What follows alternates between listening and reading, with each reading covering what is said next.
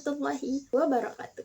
Halo teman-teman, perkenalkan saya Dini Nur Islam. Di sini saya akan menjelaskan tentang dampak kemunduran pendidikan Islam terhadap dunia Islam. Namun sebelum kita membahas tentang dampaknya, tahukah kalian bahwa dulu umat Islam pernah menjadi pemimpin dunia dalam ilmu pengetahuan? Mari kita saksikan videonya. Terinspirasi oleh ayat-ayat Al-Quran dan hadis, Islam memimpin kemajuan manusia dalam filsafat, sains, kedokteran, matematika, dan bahkan astronomi. Istilah-istilah yang kita kenal seperti aljabar, kimia, azimut, algoritma, alkohol, dan alkali berasal dari masa keemasan ini. Pemikir-pemikir besar seperti Al-Khwarizmi, Ibnu Sina, Al-Razi, Ibnu Al-Haytham, Ibnu Rushd, Al-Ghazali berasal dari masa ini, di mana mereka melanjutkan estafet ilmu pengetahuan dari Yunani kuno, Persia, India, dan yang lainnya, dan nantinya memberikannya ke Eropa pada masa Renaissance. Namun sayangnya, hari ini kita menyaksikan kemunduran pendidikan Islam. Dan kemunduran ini bukan hanya berdampak pada dunia pendidikan saja, tapi juga meluas ke seluruh aspek kehidupan umat Islam. Lalu, apa sih sebenarnya dampaknya bagi kehidupan umat Islam? Mari kita bahas. Yang pertama, stagnasi intelektual. Ketika pendidikan merosot, maka semangat belajar dan mengembangkan ilmu juga ikut menurun. Dulu, ilmuwan muslim punya peran besar dalam matematika, kedokteran, astronomi, dan filsafat. Yang kedua adalah dominasi pemikiran dogmatis. Maksudnya, pola pikir umat Islam jadi lebih kaku.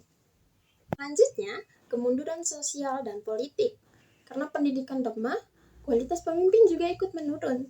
Banyak pemimpin yang tidak visioner dan tidak mampu membawa umat Islam menuju kemajuan. Kemudian, dampak berikutnya adalah ketimpangan ekonomi. Pendidikan yang buruk menyebabkan rendahnya keterampilan dan produktivitas. Akibatnya, umat Islam kesulitan bersaing secara ekonomi dan terjebak dalam kemiskinan struktural. Padahal, pendidikan seharusnya menjadi jembatan menuju kesejahteraan. Lalu, ada juga krisis identitas budaya. Ketika pendidikan lemah, generasi muda tidak lagi mengenal sejarah, nilai-nilai, dan peradaban Islam. Banyak yang justru lebih tertarik dengan budaya luar tanpa filter. Ini membuat mereka kehilangan jati diri sebagai muslim. Dan yang terakhir adalah penyempitan pemahaman agama.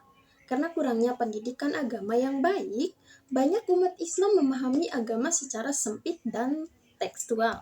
Hal ini bisa menimbulkan sikap fanatik berlebihan, bahkan ekstremisme. Padahal, Islam itu luas, toleran, dan mengajarkan keseimbangan antara akal dan wahyu. Jadi teman-teman, kemunduran pendidikan Islam bukan hanya soal lembaga sekolah yang rusak, tapi berdampak luas dari ilmu pengetahuan, cara berpikir, politik, ekonomi, sampai identitas umat Islam itu sendiri.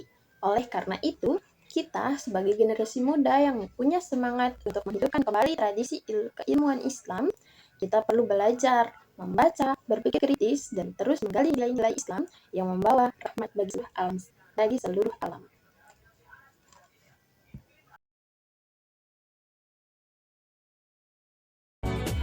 Nah, sudah tahu kan gimana dampak kemunduran pendidikan Islam terhadap dunia Islam? Mari kita bangkit bersama, dimulai dari ilmu. Pendidikan Islam adalah kunci kejayaan umat. Mari kita bersama-sama bangkit agar dunia Islam tidak cuma dikenal dari masa lalu, tapi juga masa depannya. Terima kasih telah menonton. Bye-bye. Wassalamualaikum warahmatullahi wabarakatuh.